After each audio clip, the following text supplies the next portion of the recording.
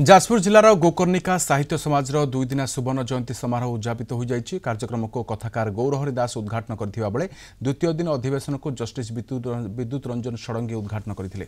साहित्य समाजर सभापति रमाकांत जेनाଙ୍କ पौरोहित्य अनुष्ठित समारोह में पद्मभूषण प्रतिभा राय, पूर्वतन अर्थमंत्री डॉक्टर प्रफुल्ल चंद्र घड़ई, अमर प्रसाद शतपथी जोग देइथिले।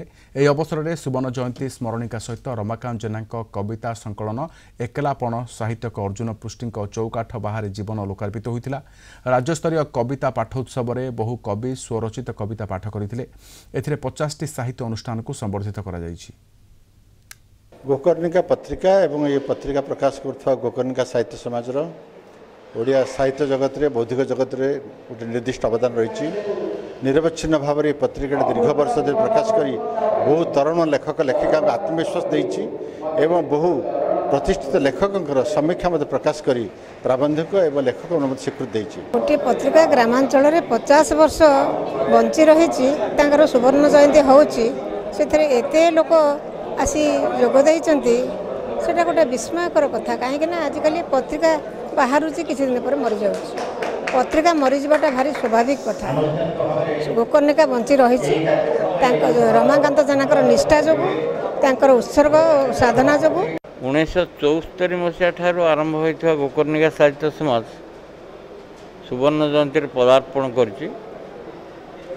यार जययात्रा भविष्य कथा पर कहि बर्तमान ये जो 50 वर्ष भितर आम अनेक नूतन प्रतिभाधर मानू लोकलोचन को आणुचु। से लेखा प्रकाश करी गोकर्णिका साहित्य पत्रिका माध्यम विभिन्न सभा समिति रे अनेक पूज्य पूजा करी से मानक संबर्धित करिचु।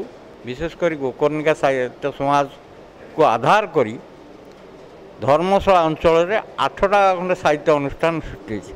ये जो अंचल जो गोकर्णिका मंदिर गोकर्णिका नहीं कि पत्रिका बाहर 50 वर्ष है ये किसी कम कथा नहीं। बर्तमान अधिकांश प्रतिष्ठा पत्रिका नियम रीते बाहरी पाना कि जन व्यक्तिर उद्यम ये अंचलवासी सहयोग जे गोकर्णिका 50 वर्ष है पालन प्रकाश पाई आसूँ एवं बाहर लोक मैंने समाधित संबर्धित कर बड़ कथा कि ना। अनेक यशस्वी जो माने ये अनुष्ठान दायित्व थे सभापति संपादक भाव में आज 50 वर्ष पूर्ति करछंती। ये कम बड़ कथा नुहे। ये अनेक साहित्य संसद विभिन्न जिलार एवं राज्यर समस्त को एकाठी कर गोटे मंच प्रस्तुत कर लेखक लेखिका मानकर जो मान सृजनी शक्ति अच्छी सुजोग मिलूँ अवसर मिलूँ अनुष्ठान आहरी दीर्घजीवी हो 50 वर्ष नुहे शतायु हो ये अनुष्ठान शुभकामना करुच्ची।